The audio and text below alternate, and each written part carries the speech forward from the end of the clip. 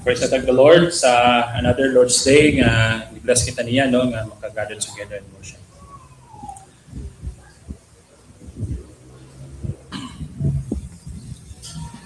Na ako na isa ka inahan pa namatyan og bata. And during sa ilahang ko, during sa pag tawag na lamay, during sa lamay, of course, people are trying to comfort the family. Anong ginano? Hindi ko to lamay, of course, you see someone nga grieving, you're there to comfort, to give comfort, or to grieve with them at the same time. So, someone approached the woman, and then gingnan siya, your child is in heaven right now. Di ba kanina? It's a sweet thing to know amidst a grieving. Of course, she believes it. She is grateful for it. But during the night, after everything settled down and wala na yung mga tao, nabot siya hang panumduman ba nga, dili niya ma-picture out na iyang bata. What comes into her mind is, mailhan ba hapon niya siya? Does he have a face? Or kalag lang ba siyang naglutaw-lutaw lang? And the little body nga hanging limpyuhan that morning was dili na ba niya makita pagbala? Some of us has settled this long ago that we know na kitay lawas kalag no in the moment that when time comes no in gather ni Jesus Christ sa iyang mga katawan. But not all of us maybe naabot sa kanang understanding. And even the believers in Corinth, they have this problem understanding it. Kaya lisod man gina siya pag phantom. Right? And especially nga daghan mga nag-lutaw-lutaw nga mga belief about many other things. Diba? Napaginingon nga once mamatay na, what pagkag 40 days before na siya mo iyang kalag mo sa langit, right? And nayuban maingon nga kung dili na siya dawatan dito sa langit, magkondinar, na yung mga inana ng mga pagtotoo. And whether we like it or not, some of those beliefs nagsulod sa itong sistema. And even dito sa believers in Corinth. And kita, sa Kristohanon, we're sure of heaven, yes. But are we sure, do we believe that dili lang ang atong kalag may matuglang, but also our bodies? To understand that our soul will go to heaven when we die is, na siya, puyog na siya sa pagkristohanon, right? But together with body, di hata maingon nga, pwede rag naa, pwede rag wala. Right? Or regardless of unsa, okay na ko. But here sa atong message, ato ang script, sa atong scripture this morning, gi-assure ni Apostle Paul what God has been told to him or revealed to him. I-reveal po niya sa tuwa. And Paul says here that God has not left us guessing nga tag-ano na to kung sa may tabo na to. Because ingon po lang sa Ginoo, behold, I tell you a mystery. Dili siya riddle nga kinahanglan nato i-solve, but something nga ging tago sa Ginoo before, but now He has told us. Iyahang gi-reveal sa atoa. And mo ni siya nga to ang asahan this morning. So, the title of this message is This Body Has a Future. Okay? Hindi nila kumingon nga, iso rin yung balik kasi mura na siyang networking. This body has a future. And this body, your body, my body, even if unsa na siya, makitabo siya before mamatay, it has a future, and the future of that is in heaven with our Lord Jesus Christ. So may request if to please rise, and let's read, allow me to read this to you in 1 Corinthians 15, 50 to 57.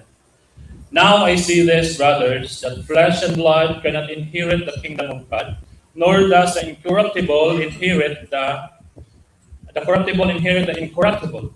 Behold, I tell you a mystery. We will not all sleep, but we will all be changed. In a moment, in a twinkling of an eye, at the last trumpet. For the trumpet will sound, and the dead will be raised incorruptible, and we will be changed.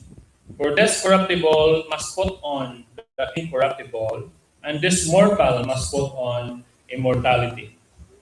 But when this corruptible puts on the incorruptible, and this mortal puts on immortality, then will come about the word that is written, death is swallowed up in victory. O Hades, where is your victory?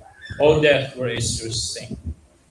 Now the sting of death is sin, and the power of sin is the law. But thanks be to God who gives us the victory through our Lord Jesus Christ. The word of God for the people.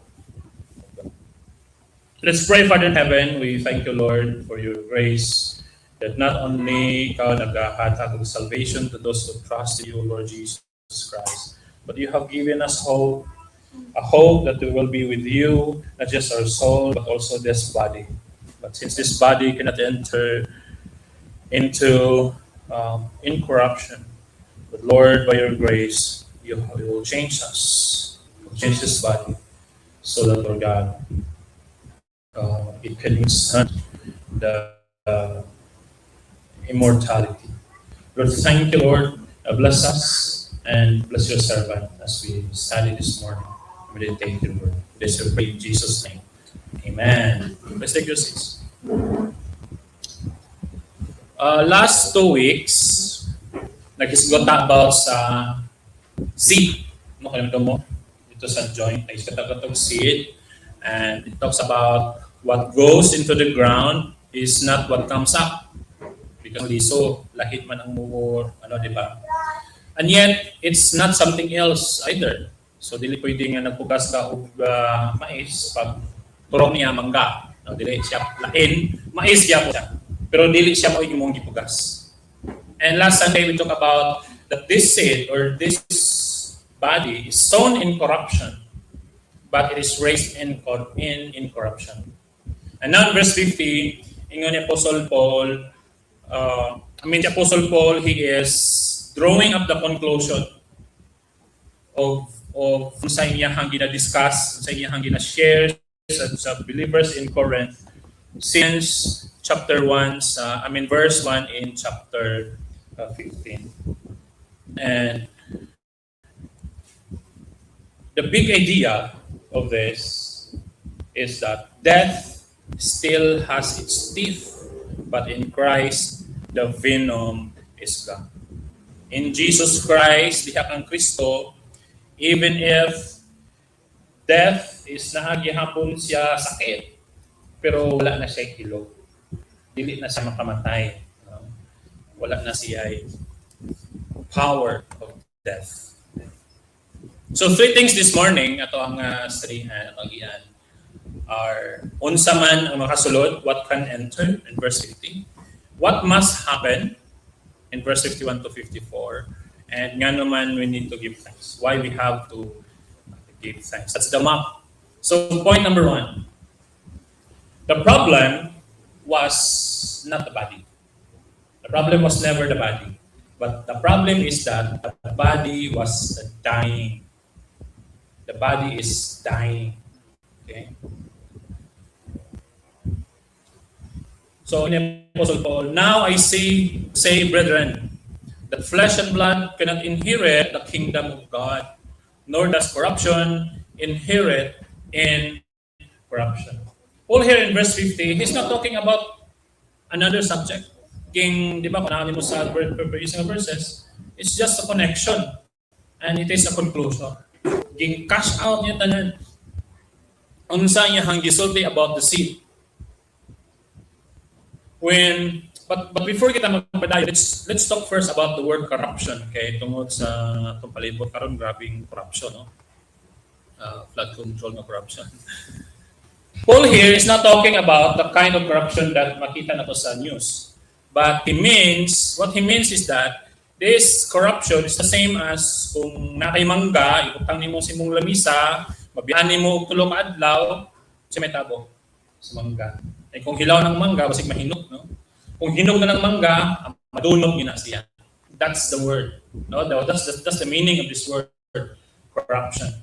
It's going to be soft. It's going to be marat siya.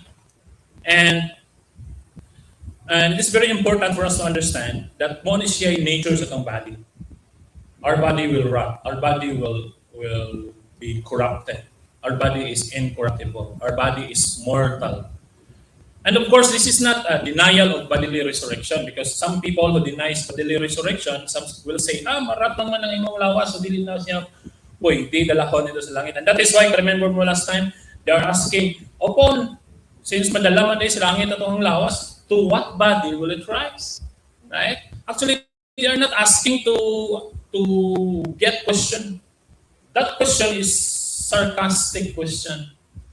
No nga, kung dunot mo ang lawas, ato nimo sa langit, dunot na. But the answer niya po, ingon niya Apostle Paul, ingon niya, di ba? It will be changed. It will be sown in corruption, it will raise up in corruption. Right? So, it's very important because Apostle Paul spent 50 verses arguing that the body that we have will be resurrected. Okay? Tingnan niya, now I say, brethren. Now, take note the word brethren, he's talking to people who are his brothers. Right? He's not talking about he's not talking to unbelievers, he's talking to his brothers and sisters in the Lord. Tingnan niya, flesh and blood cannot inherit. So this is the reality. Flesh and blood cannot inherit the kingdom of God. Flesh and blood. The word flesh and blood, it is a Hebrew idiom that refers to the frailty of humanity. Humanity is dali ra masakit, madasmag na siya, mabungkag na siya, and kung kaya man gani madunot, that's the frailty of our body. And the problem sa atong body is dili nga kanang iyang pagka-material, but the problem is that our body is dying. Our body is padugta. Alright?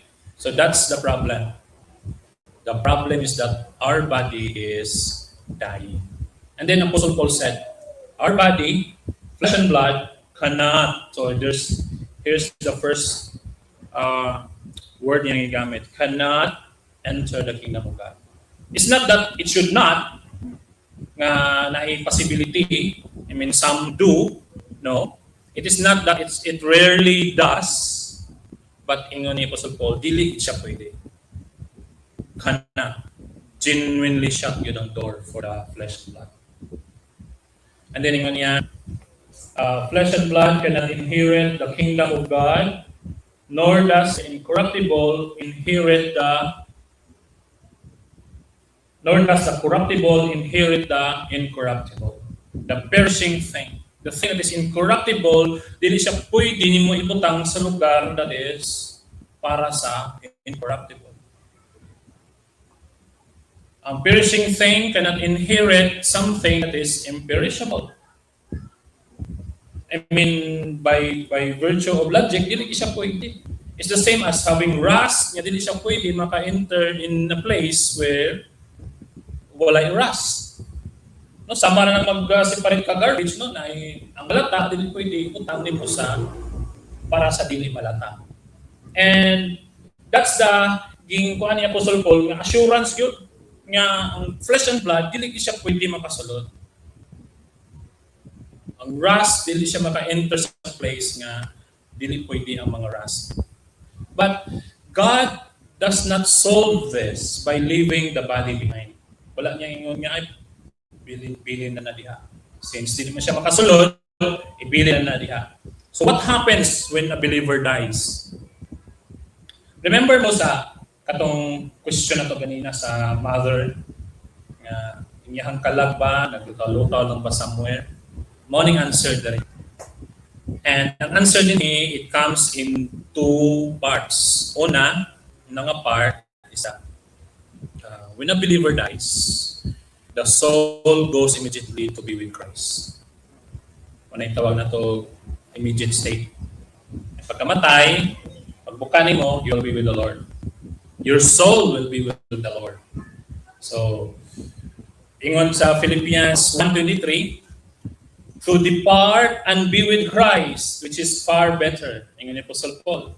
And then in Luke 24:43, ingon na ni Jesus Christ sa katong thief on the cross, sa iyang ingon, today, you'll be with me in paradise.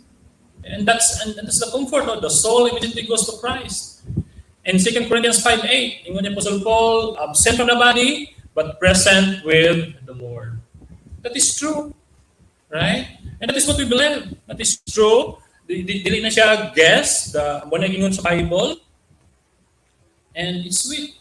It's sweeter than anything here nga itong nabasa. And second part is, as sweet and as true as it is, that our soul is to be with the Lord, but it is not the finish line.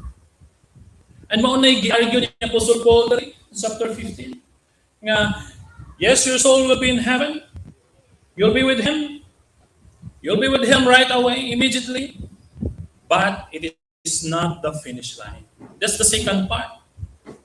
Ingon ni Apostle Paul sa 2 Corinthians 5:24, he is longing to be unclothed. He is longing to be clothed. Na dili lang unclothed, it's the same as saying, if your soul is in heaven, is in the Lord Jesus Christ, is in the Lord Jesus Christ, is with Him, it's the same as wala pa kay sakot.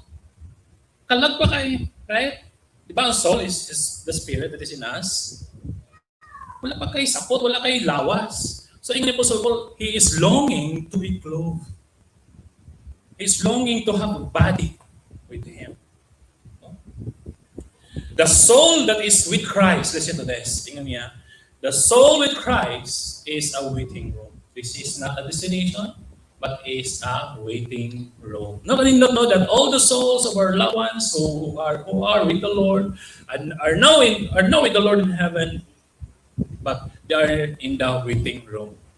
Waiting, sabi lang ginawalat, no? Waiting for the last trumpet, waiting for the coming of the Lord, waiting for Jesus Christ to take away everything in heaven.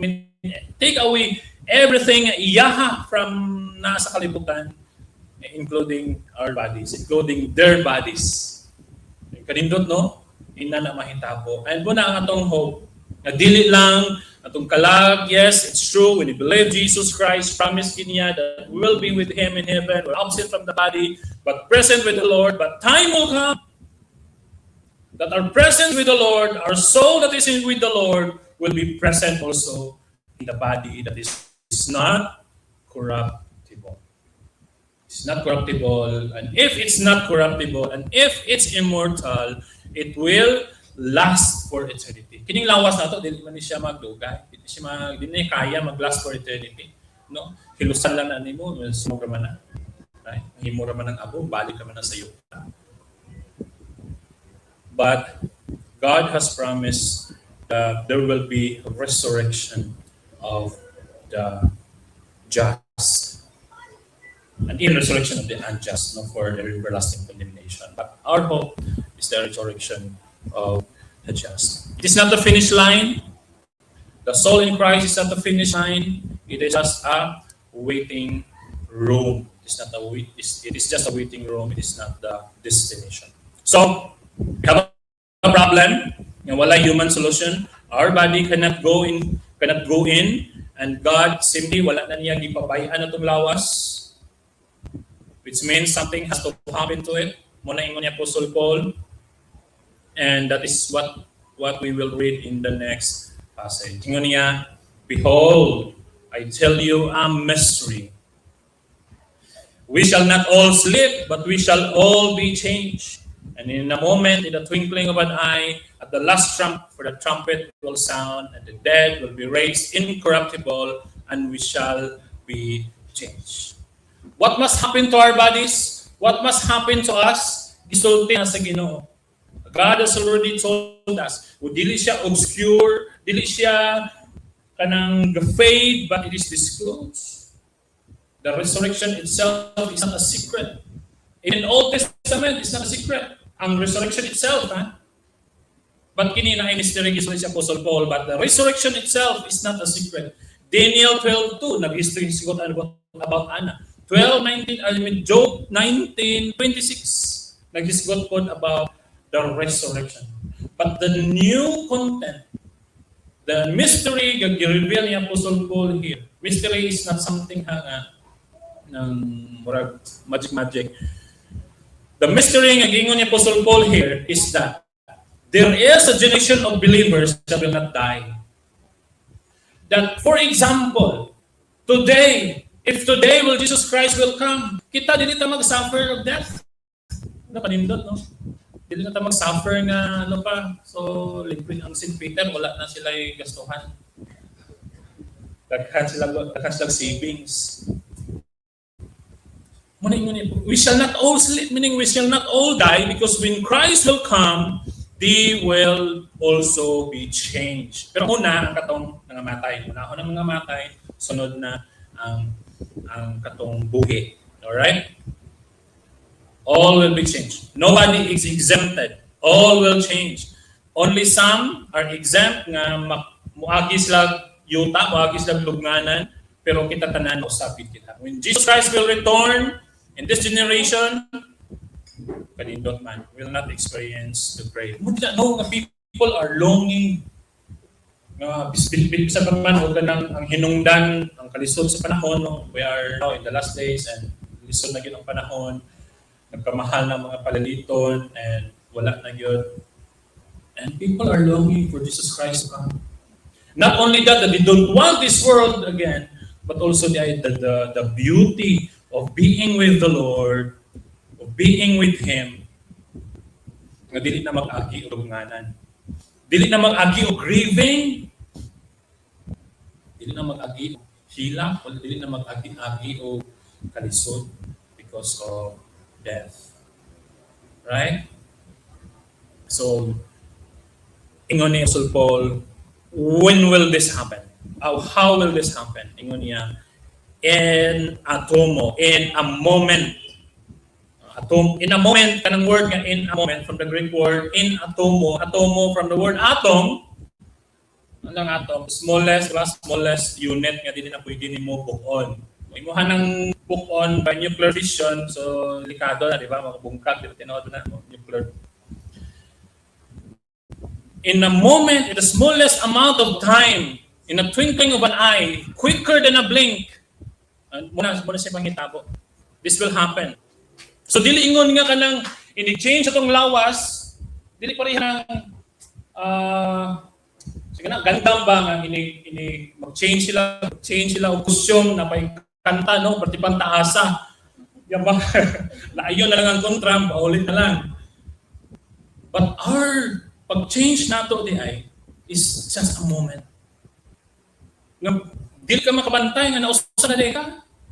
Because in a moment, in an atom of time, it's quicker than a blink. Whatever God has do to this body, even if naana siya sa ground in 40 years or many other years, He does it faster than you can close your eyes. No. Isang kurap lang. And ingon niya, and the last trumpet, muna ingon niya in 1 Thessalonians 4:16, the last trumpet.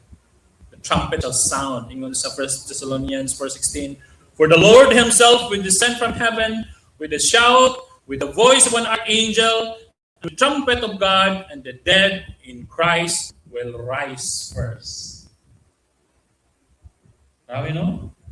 So dili ka na ingon di ay nga parit pa nga dugay nga kitaan pa nimo nga nag-usap-usap. It is a moment. Mas kusog pa ang imuhang, mas dugay pa ang imuhang pagpamilok. It is in the last trumpet. So nobody is exempted for this change. What must happen? We must change, and bisan pa man wala ta namatay, we will be changed also. All right? Thanks.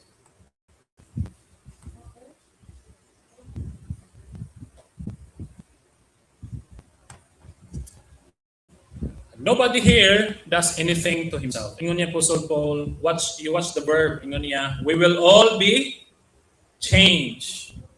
We'll all be changed. Meaning, someone's power will change us. Dili kita ang mag-change atong kagalingon. Dili kita ang maningkamot para ang atong body mahimong incorruptible, right? Ano niya? And the dead will be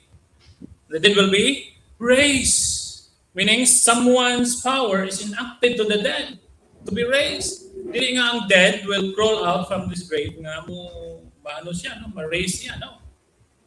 And then another verb is, death is swallowed up. And kinsa man nag-swallow up sa kanang death? Sa death. So it is God. You will not improve into corruption.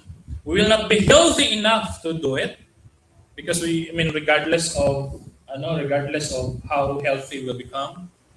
Bisan pa man hotdo na to tanan nga mga cells, something maiad atong lawas. Dili gyud nato na mapildi ang pagka-corrupt sa atong lawas, ang entropy, ang pagkadugta, dili nato na mapildi, ang aging dili nato na mapildi. Right? But when this moment come, God will change us. Our body will be changed. So you will not change ourselves. You will be changed. Another thing, ingon Apostle Paul, verse 3, for this corruptible must put on incorruption, and for this mortal must put on immortality. So dinhi na to ma-secure ato ang belief nga atong body dili siya ilisan. Dili siya ilisan ug lain nga body ay kanang imong body naman na no kanang bati naman na ato nang ilisdan of something new. Ato nang ilisdan og metal nga lig-on, no? It will not be discarded sa ingon ni Apostle Paul. It is clothed over. Must be put on. No, ilisan, suluban.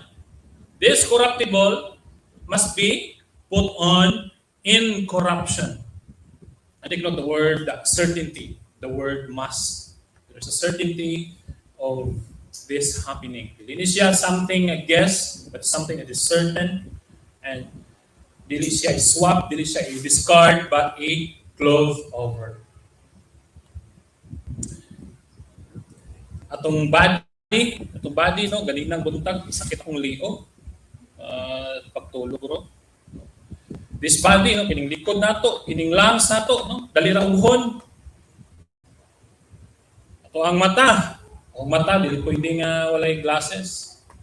Okay. Dili ka klaro, layo. There happens a time nung kanang naisawan sa layo kasi kanang wait. Wala ko glasses, di ko kaila. Just kaila ka di ay. Ano yun ang atong body? But this body, this eyes, this back, this lungs, so na diha, ang mga sakit sa awas nato, atong heart, ato ang mga panuhot, ato ang tiil, ato ang internal organs will be clothed on with body that is incorruptible. Will be clothed on with a body that is incorruptible. So it is not replacement. Dili ingon nga abot ato sa butahan sa langit, maingon okay John, ilabay ni mong mata kay ito nang isang ko. No, dili diay. It will be put on with the same, with a body that is incorruptible. So, what do you tell to that mother? Katong story na ito kanina. Yahang the body of the yahang child, yahang sa uban, nagsinina, anang buntaga. that body has a future. Like this body has a future. That body of yours has a future. And in heaven, she will not meet a stranger. She will not meet someone nga dili niya kaila. The same boy nga iyahang gianak, same mo iya makita sa langit. Right? The same body she dressed that morning has a future, and she will not meet a stranger there, because it's the same body that is clothed over. Then, and only then, ingon ni Apostle Paul, so when this corruptible has put on incorruption, when that happens, when that moment happens, ingon ni Apostle Paul, then shall be brought to pass the saying that is written, death is swallowed up in victory. Death is swallowed up in victory. Swallowed up the death. This God has swallowed it. By His power, death has been put to eternal lake of fire. And that's what happens. So kinis yang then shall be put to pass the saying that is written, death is swallowed up in victory. Gingkuha ni Apostle Paul sa Isaiah, Isaiah 25:8. It is a promise that lands when the bodies are changed. It's a promise that will happen when the bodies will change. Dili siya ingon niya before the bodies will change. It will happen ingon niya when the corruptible has put on incorruption, meaning when our body is ilisan siya into something that is incorruptible, then this will happen. Death is swallowed up in victory. Swallowed by God. Death does the swallowing karon, right? In our lives, it's like the death or the grave is like everlasting lungag na mga matay ka ato tatanan dito. But now, when this time will come, mabali na. It is the death that will be swallowed. Diba? Murag ang death that has entity, it will be swallowed up by God because it will have no more power anymore. Diba? Death, grabe na ka-powerful eh. Walay bisan kinsa, walay bisan unsa ka kadako, bisan unsa ka kagsika, bisan unsa ka dako imong power sa kalibutan. Why may lucky anang death? Dato 10 out of 10 people dies. So ang death is doing the swallowing in our lives. But when this time comes, when Jesus Christ will return, death will be swallowed up in victory. So, now, Paul has told us unsay buhaton ni God. Now, he does something we don't expect. Wala na siya nag-explain. After this, wala siya nag-explain. But nagsugod na siya pag DBI niya ang death. Gibugal-bugalan niya ang death. He turns to death itself. And when in one sentence, ingon niya, "Oh, death, where is your sting? Oh, Hades, where is your victory?" Maybe in some of your translation, pulos na siya, "Oh, death," is still the same. Because Hades is the realm of the dead, the grave, or the death. No, it's not something Greek mythology, di ba? Sa Greek mythology may pangalan Hades, no? But death here in our Bible, Hades here talks about the realm of the dead, or the death mismo. Ingon ni Apostle Paul, the sting is not gone from death, but it is gone from us. And mo na nakanindot, church, that when you are in Jesus Christ, when you are with Him, when you trust Him as your Lord and Savior, yes, we all die. Mga matay din kita, maka-experience kita, unless otherwise, maabot na Jesus Christ karon or rugma, or the moment that we are still alive. But kung mauna matag kamatay, yes, naagihapoy sakit ang kamatayon mo. Hilak gihapon ta. Mag-uol gihapon kita. But ang nakanindot that death has loses its sting. Wala na siya sting. Wala na siya yung sting. Wala hilo. Hindi siya makapatay. Wala na siya kanang murag venom. Right? Yung sa may venom sa death, it's when ang venom sa death is mao na siya makapatay na to everlasting na nga death, which is in the lake of fire. But when you trust Jesus Christ as personal Lord and Savior, promise ni Lord. Ang sting of death, wala-wala. But it struck on Jesus Christ.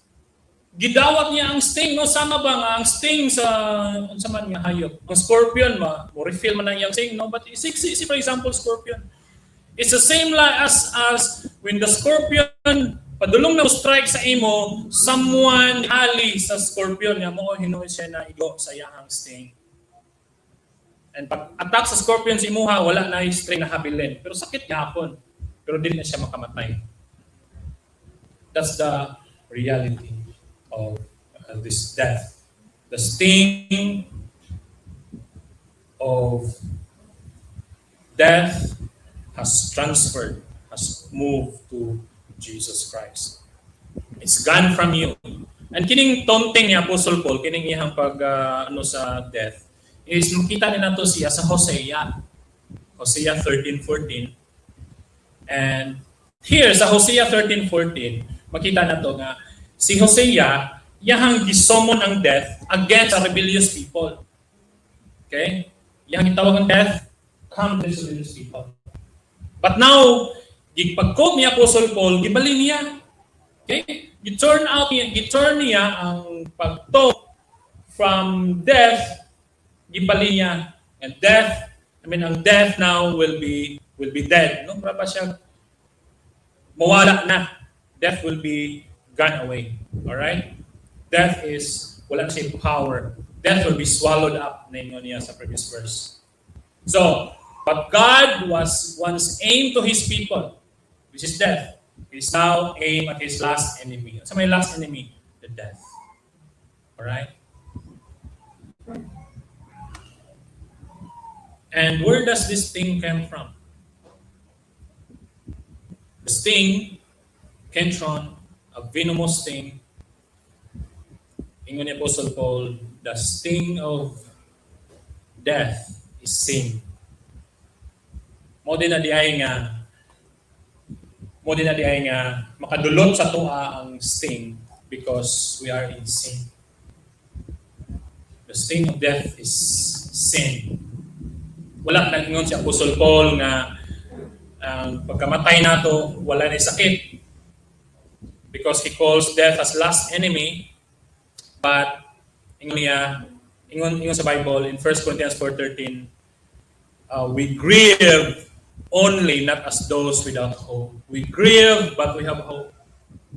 Because the sting of death is gibutang na sa kay Jesus Christ. Wala na siya sa tuwa.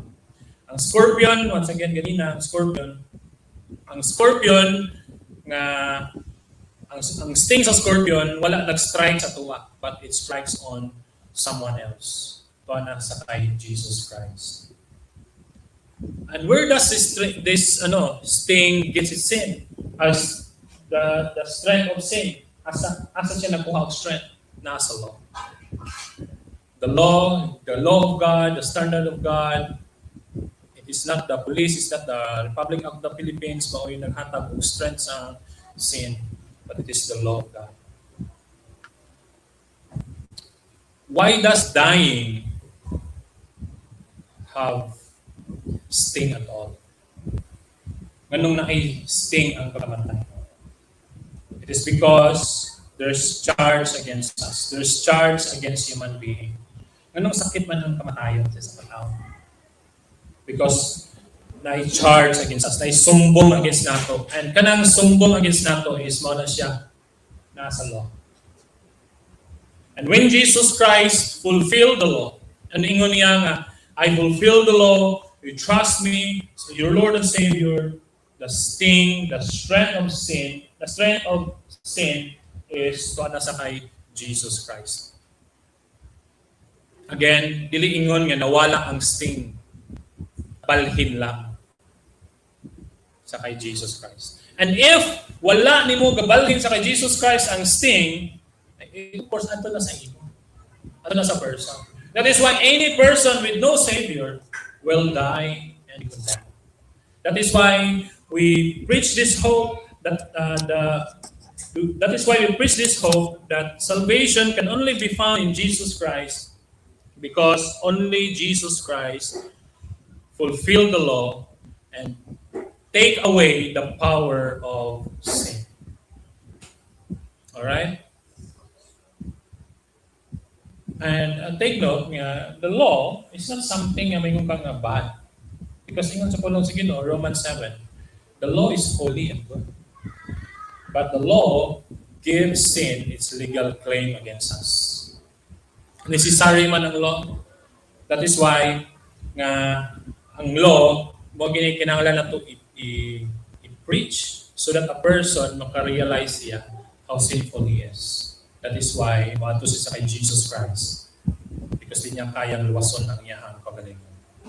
So it is not nga it is because mo ni siyang reason nga ang moral effort nato dili makakuha sang sting, dili makakuha sang sting sang sin, because ang balaod, ang law nga to ang disobey, this is not a ladder, this is not a door going out, but mao na siya makahatag pag yun power sa sin.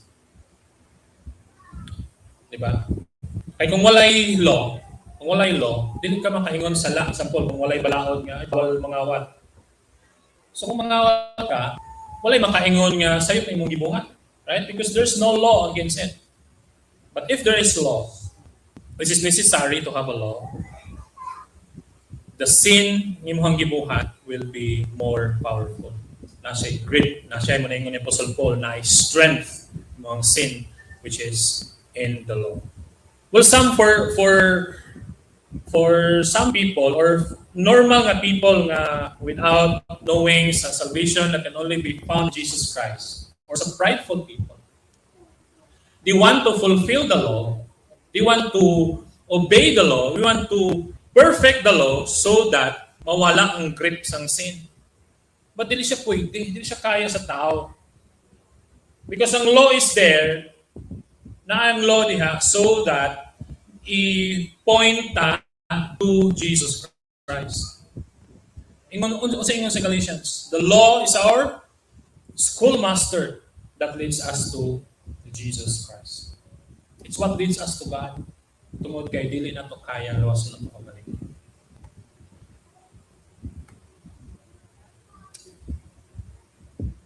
But ingon ni Apostle Paul, and this is towards the end na. This is the gospel. But thanks be to God who gives us victory through our Lord Jesus Christ. The victory is given. It is not achieved. It is a present participle. The one who is giving right now, Jesus Christ,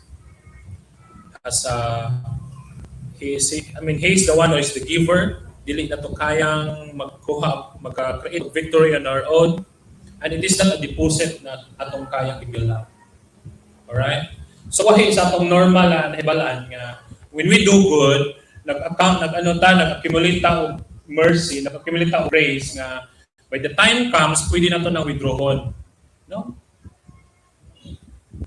Well, in fact, some people believe na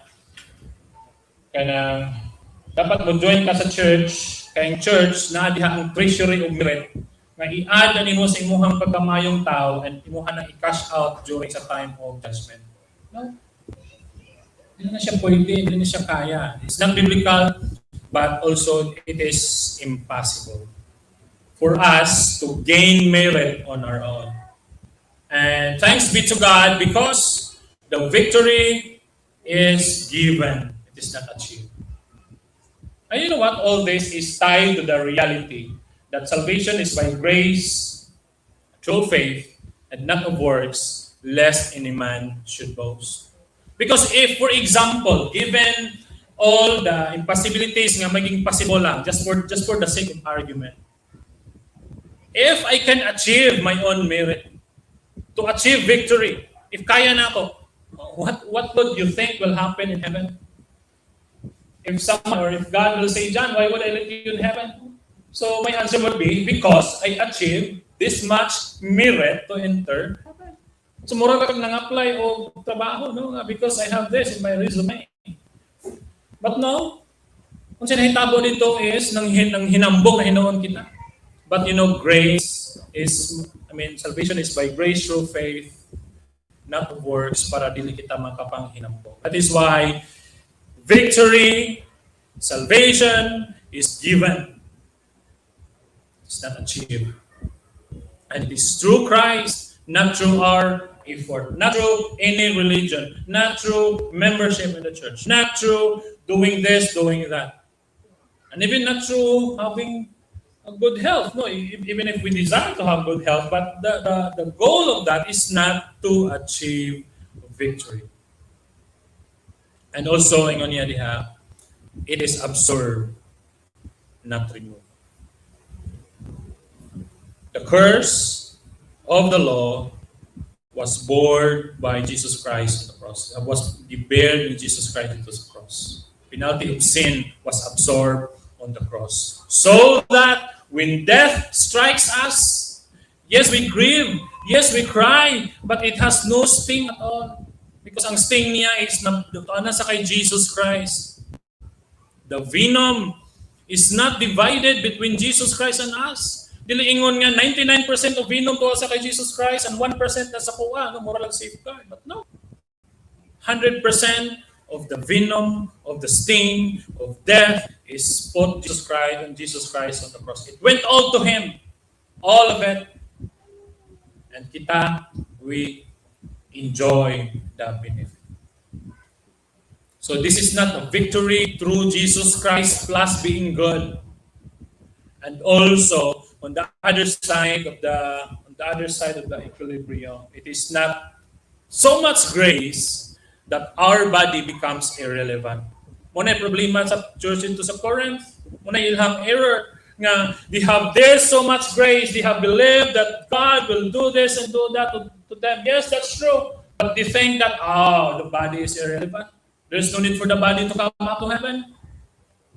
And that's the error that Paul is trying to correct in the church of Corinth.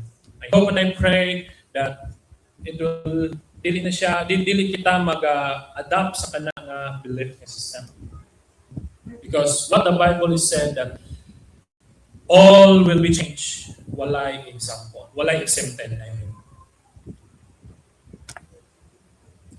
So in application, what changes this Monday? Ato ang passage this morning, walay mga kung kabantay mo, walay imperatives, walay kiingon sa itong buhaton. It is pure gift. So, what changes this Monday is just in our own lang with the faith. At the graveside, example, you nakay someone nga you're comforting or ikaw mismo. Say the whole truth. That with Christ now, they will be raised later. And that's important. Kabalo mo, ang isa ka yun nga moment to share the gospel is kanang salamay. No? Because people are mindful sa sa death. And it's good to say the truth. It's best to share the truth. And in a failing body, what you carry right now, regardless of unsa na nga pain, no, sakit o likod, mata, sa kanadiha, buhok mo nga hinay ka taltag, ngipon, mga sa naw, mga halo, mga sa kanadiha, mga sama-sama. But with this body, it is not a mistake that when God will say, your body is not perfect, pili na sa kalibutan. But no, He will put on immortality in our bodies. Alright? And when time comes that guilt returns sa tuwa, especially sa itong mga sin, the charge of this guilt is already answered. The venom of sin is already went to Jesus Christ. And with the people who are grieving, weep. There's no wrong to grieve. Even Jesus Christ weeps, right? But not as those who have no hope. We weep, but we have hope. It's like weeping it's like kanang mag-uol ka, but hoping, you have hope na magkita ang balik. Mura lang kang naghilak tungod kay mularga na lain og destinasyon nga na ay indefinite visa sa panahon. Nga mo itong US, indefinite visa, di mo makita balik unless ikaw na po'y manto. Hindi na siya kabalik, ikay manto. So that's for us this morning. So everyone in this room will die. Whether we like it or not, we will die. But we should like it because ang kinabuhi sa kalibutan, kamay raman. Eternity is layo kayo. Eternity is compared to what happened on earth. But the only question is whether ang venom of death is already struck someone else in the place. And that's the question for all of us. Jesus Christ died. He was buried. He rose again the third day. For us, still trust in Him. No amount of good living will take away the sting from death. Because the law is what gives it strength. So, let me answer the question nga itong sugdan kanina. No? Kanina alam mo yun ito ng pamutanaha, pero tupag ko na ito nagbalik. Imong ingno ng mama. Mama, you will not meet a stranger there. Death has its teeth. It will still hurt. Yes, you grieve, but in Christ, the venom is gone. And the big idea is I'm closing in big idea in verse 57, but thanks be to God who gives us victory through our Lord Jesus Christ. That will land better than any comforting words we might ever think of. Because that's in the Bible. And that nagkuyog na siyang promise. Gikan yun siya mismo sa kay Lord. So next Sunday, we will see what Paul does in verse 58. And dinhi wala man ta dinhi kuan walang ta dinhi imperatives, but next Sunday Paul ends with therefore, right? So let's close in prayer. Father in heaven, salamat Lord si mohang grasya gyud o this truth nga you have revealed to us. Indeed Lord God, we desire and we hope good nga amuang mga the people around us, our families, our friends will come to the saving knowledge. But Lord, help us this courage to tell them the good news that the venom of sin, death, has come to Jesus Christ, especially to those who trusted Him as the Lord and Savior. Lord, help us, encourage us.